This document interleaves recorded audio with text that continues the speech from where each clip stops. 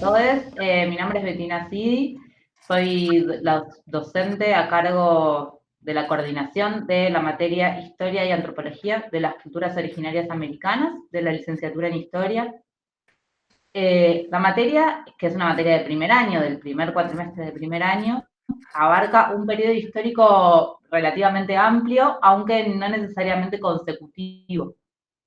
¿Esto qué quiere decir? La materia trabaja desde el poblamiento de América, a grandes rasgos, hasta 1521 a 1532, que es cuando se producen las conquistas de Mesoamérica y de Andes, conquistas españolas de esas regiones, pero como les decía recién, no abarca un periodo consecutivo de tiempo, sino que trabaja sobre el poblamiento de América primero, después se da un pantallazo general de algunas de las principales o algunas de las comunidades representativas del continente americano, y finalmente se aborda como específicamente los procesos de consolidación política, religiosa y económica que se dan en Mesoamérica, conocido como la Triple Alianza Méxica, y en Andes, conocido como el Tahuantinsuyo. Por otro lado, la materia, como decía antes, se llama Historia y Antropología de las Culturas Originarias de América, y en ese sentido, los nudos temáticos que va a presentar la materia tienen que ver con esas dos disciplinas. De esta manera, lo que hicimos fue dividir la materia en tres partes.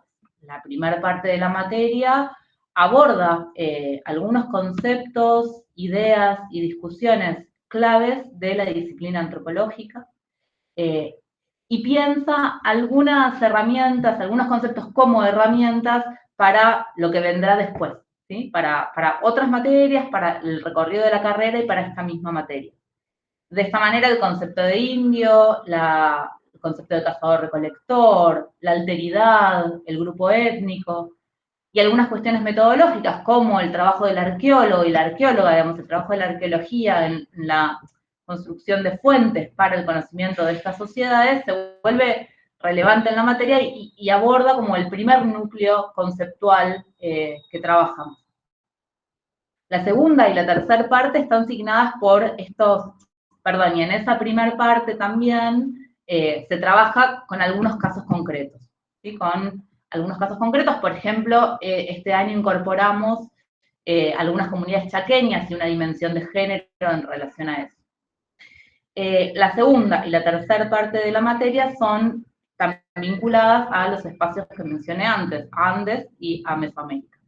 Y la idea es trabajar, lo que se trabaja, pero mejor dicho, es para esos espacios la organización social, política, económica, la organización religiosa, la relación, la organización ecológica también que tienen las poblaciones que habitaban y que habitan Mesoamérica y Andes con los ecosistemas.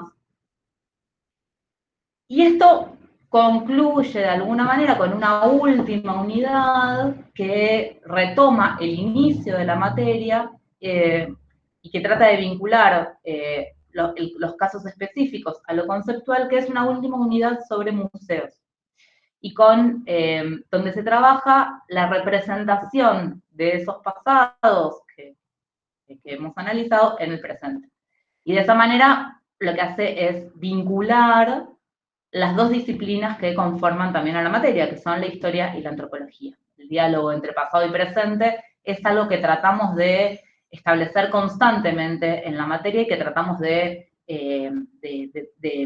pensar, de articular, de reflexionar en torno a eso.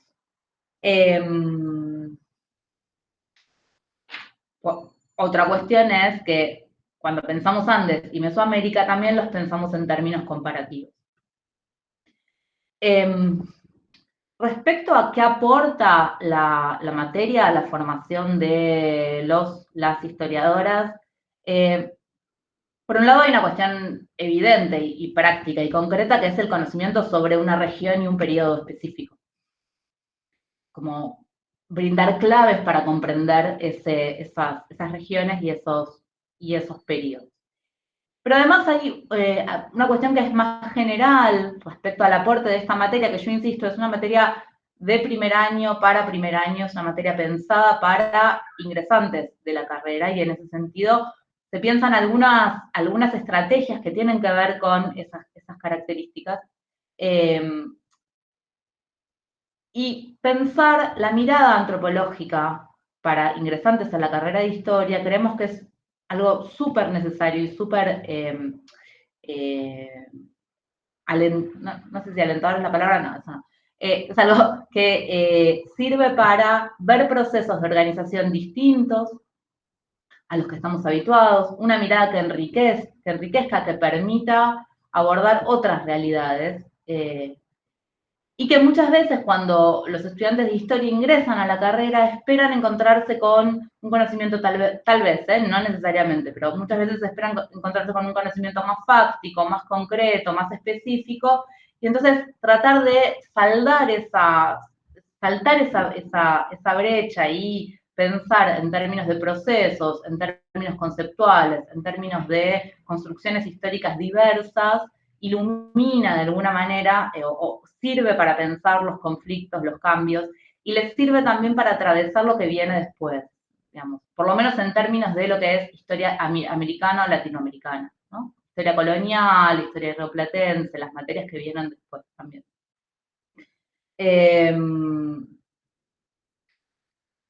¿Qué más?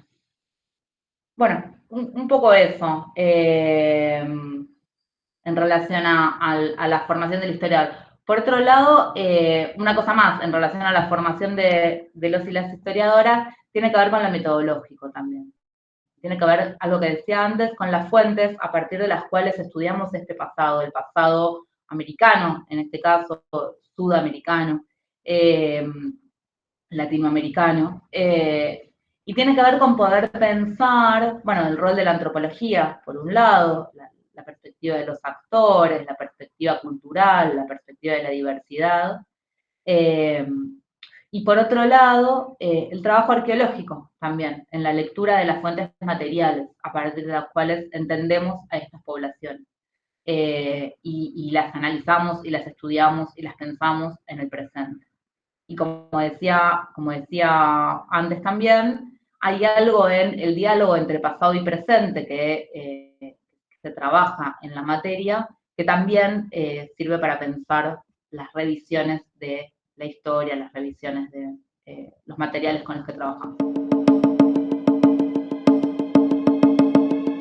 La materia está armada pensando algunos criterios claves, aparte de, más allá de lo que ya mencioné, nos interesaba así cuando armamos la materia reponer algunos debates que tenían que ver con la forma de la organización simbólica de las comunidades andinas y mesoamericanas, por ejemplo, el rol de fundamentalmente algunas cuestiones en relación al rol de los sacrificios humanos, la importancia que tenían en cada sociedad, y a partir de ahí poder pensar otro gran debate que le interesa mucho a la materia y que nos interesa mucho a las docentes de la materia, que es una discusión con el sentido común o con los sentidos comunes.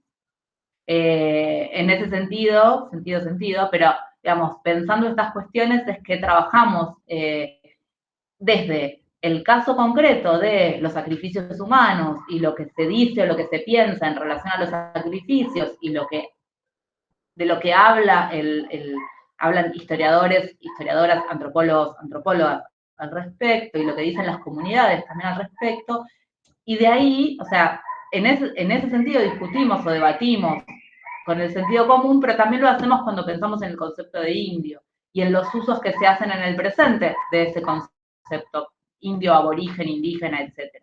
Y cómo, por eso yo insistía con este diálogo entre pasado y presente, que me parece clave para abordar la materia y que me parece clave para entender a partir de qué criterios la fuimos pensando.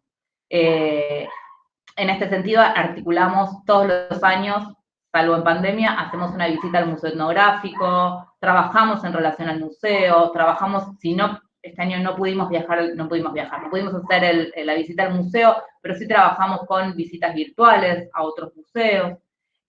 con videos, con presentaciones online, etcétera, como para complementar la bibliografía y complementar esta idea de que nosotros pensamos conceptos que se pensaron hace muchos años. En ese sentido, parte de la bibliografía es una bibliografía muy clásica, un poco vieja por ahí también, porque hay ideas como muy centrales que fueron establecidas hace un tiempo, pero también eso lo contrastamos con otro tipo de materiales, con bibliografía más contemporánea, pero también con con prensa actual, con la visita al museo, con discusiones que tienen que ver con el contexto, muchas veces, ¿sí? Entonces, en ese sentido, ese diálogo. Más o menos se leen alrededor de 30 páginas por clase, más o menos, algunas clases más, otras clases menos, no voy a decir que no. La bibliografía está toda en español, está toda en castellano, no tenemos bibliografía en inglés. Alguna bibliografía está más desactualizada que otra, hay conceptos que están pensados en términos muy técnicos. En ese sentido, estamos trabajando para este próximo año en el desarrollo de unas fichas de cátedra para tratar de elaborar nosotras materiales que sean más acordes, a partir de los autores y las autoras, materiales que sean más acordes a la materia, el momento en que se da en la carrera. Y eso me lleva a reiterar algo que yo ya dije, pero que otro de los grandes criterios para pensar la materia es que es una materia de primer año. Y como es una materia de primer año, apunta a que los estudiantes aprendan conceptos claves de la historia y la antropología americana, sudamericana, latinoamericana, pero también apunta a la construcción de estudiantes universitarios, o sea, de quién es el estudiante universitario, mejor dicho, quién es el estudiante que ingresa a la universidad, con qué herramientas ingresa, qué capacidad tiene de lectura, qué capacidad tiene de comprensión de los conceptos que estamos trabajando, ¿sí? No es lo mismo un estudiante de primer año que un estudiante de segundo, tercero, etc. Y eso se tiene en cuenta en el dictado de la materia, se tiene en cuenta en el desarrollo de las clases, ¿sí? Me parece importante decirlo porque hay parte de la consideración de la estructura, de cómo se piensa la materia, también es un acompañamiento de los estudiantes en este trayecto. Como les decía, bueno, claramente la materia está pensada en relación a otras materias. Hay dos cosas que me parece importante señalar respecto a esto. Una es que cómo está pensada la licenciatura en Historia en la UNSAM, que se trabaja desde equipos de trabajo. Yo les dije, yo soy la coordinadora de ACOAP y participo de otras materias, y hay otros coordinadores y otras coordinadoras de otras materias. ACOA retoma, en términos, ACOA retoma donde se terminan las clases de americana de propedéutica. En propedéutica se aborda todo lo que sucede antes de la Triple Alianza Mexica y del establecimiento del Tahuantinsuyo en Andes. Trabajamos en varias clases algunas de los procesos previos a esos sucesos, y continúa de alguna manera ACOA en historia colonial americana. Entonces, hay un diálogo constante entre propedéutica, ACOA, colonial, rioplatense, pero, y esto está en términos cronológicos, si se quiere, y de los debates también. Pero además hay un diálogo también constante con epistemología, que es una materia donde ven un montón de conceptos también de antropología, donde se trabajan, se retoman varias de las discusiones que ya empezamos a dar en ACO respecto a la mirada antropológica.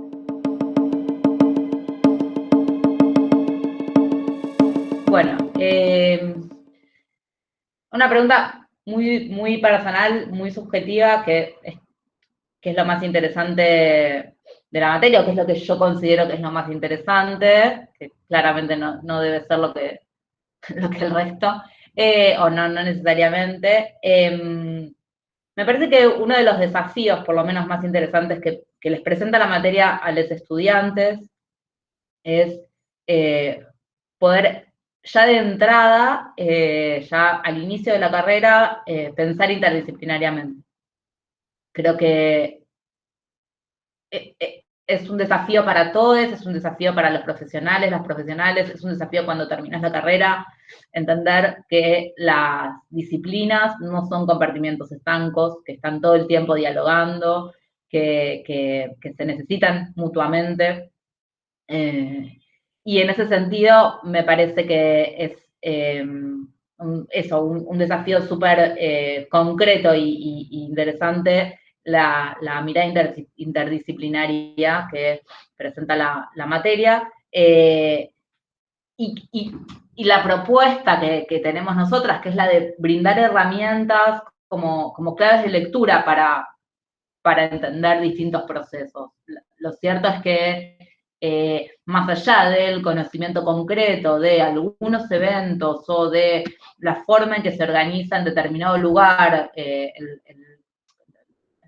tributo, por ejemplo, o la organización política o la centralización política, digo, más allá de eso, lo que resulta interesante es pensar cómo esos procesos se desencadenan, cómo esos procesos se nombran y al nombrarse tienen unas características particulares, ¿sí? Como empezar a darle esa densidad conceptual a los procesos, me parece que es súper interesante y al mismo tiempo puede ser lo más denso de la materia, digamos. Puede ser lo más complejo, lo más denso, lo más...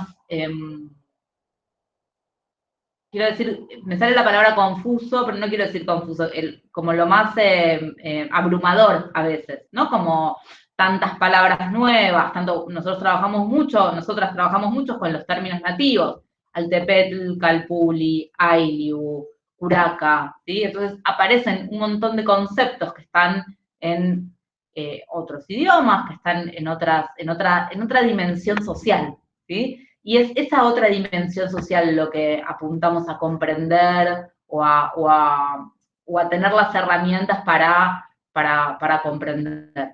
Y entonces sortear de alguna manera la tendencia a tratar de traducir eso de una manera que sea sencilla, ¿sí? O que sea clara, o decir, bueno, entonces el Altepetl es como el Estado, o es como tal cosa. Bueno, no es como el Estado, no es como tal cosa, ¿sí? Es algo distinto y tiene características propias. Y tal vez eso es lo más complejo y lo más interesante de la materia, ¿no? Entender estos procesos en sus propias dimensiones. Y asomarnos como a ese extrañamiento tan profundo de los procesos. Que de vuelta, yo creo que lo que tienen las materias de primer año es que sirven como si se fuese sedimentando un conocimiento, ¿no? Como nosotros vemos cosas en ACOA y tenemos como ese conocimiento ahí, ¿no? Y como que a lo largo de los años, a lo largo del recorrido universitario, es que esos conocimientos se empiezan a poner en práctica, se empiezan a incorporar, se empiezan a poder poner en discusión, poner en tensión, ¿sí? Pero el rol de las materias de primer año creo que también es poner la base o dar la base para comprender después o para poder utilizar esos conceptos que aprendimos como herramientas. Pero bueno, en un momento hay que aprenderlos primero. Y o conocerlos, ¿no? No aprenderlos, conocerlos. Y ese es un poco el rol de la materia y otra cosa más, que es un plus de la materia, que es un plus que nos damos el gusto con Dolores y con Ailén, que son las otras docentes, de poder hacer, es trabajar sobre la representación presente de estos procesos, digamos.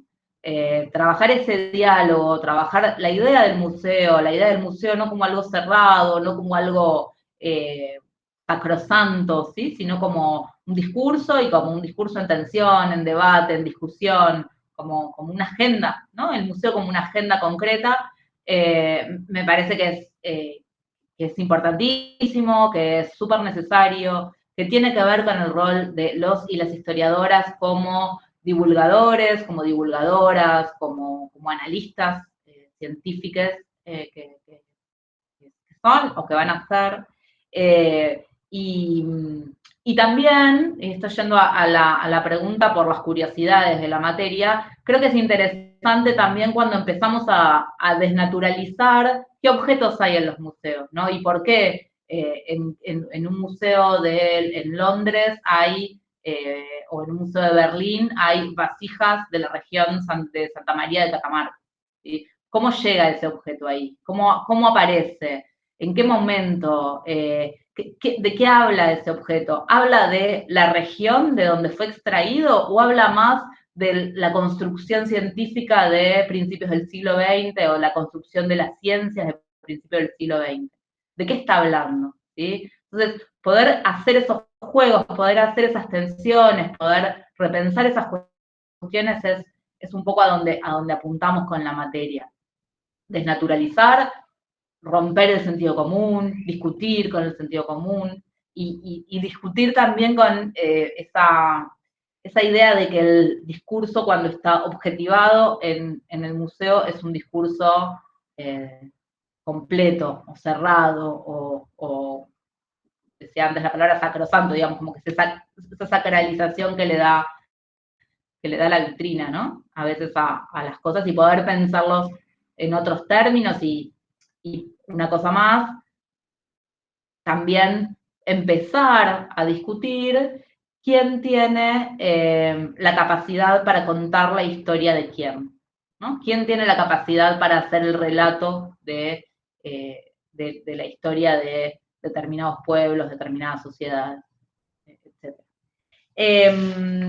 Después, la materia fue, como me decías, la materia fue mejorando año a año. Sí, concretamente, todos los años nosotros hacemos cambios en la materia, todos los años vamos repensando cosas.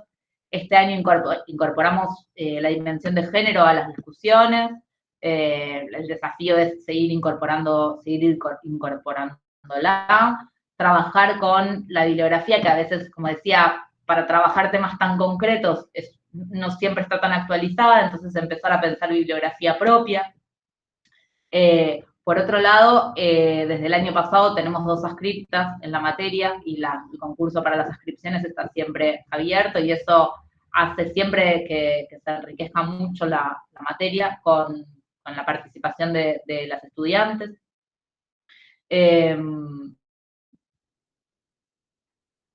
En mi formación, yo soy antropóloga de formación, me formé en la Facultad de Filosofía y Letras, en la UBA. No tuve una materia como esta, tuve 2 materias, digamos, como que los contenidos que se ven un poco en esta materia estaban repartidos entre 2 o 3 materias. Entonces, también porque hay cuestiones que son que nosotras vemos en esta materia que son muy particulares de lo antropológico y eso se ve en otras disciplinas. Pero bueno, sí, una mitad y una mitad, digamos, fuimos armando esta materia pensando en recorridos diversos, digamos, no en una única materia o en un único recorrido que hubiéramos tenido, y después fuimos incorporando otras cosas nuevas, distintas, que también lo pudimos hacer porque también tuvimos el espacio para hacerlo, tenemos el espacio para hacerlo. Y estamos súper abiertas también a los comentarios de los estudiantes. Para todos aquellos que se quieran anotar en ACOA, decirles que les estamos esperando, que la materia es una materia que invita a reflexionar, invita a pensar sobre procesos que tienen que ver con la historia americana, con la historia y con la antropología americana, con el desarrollo de los pueblos indígenas de América, con el desarrollo, la mirada que se tiene sobre, la mirada que construimos sobre, y es una materia que invita, como decía antes, a tensionar, a discutir, a pensar juntos algunos sentidos comunes sobre ellos, pero también a analizar y a comprender y a estudiar procesos muy concretos, los procesos de consolidación política, económica y religiosa en Andes y en Mesoamérica, se estudian, se analizan, se abordan lo más completamente que podemos hacerlo y en eso seguimos trabajando también.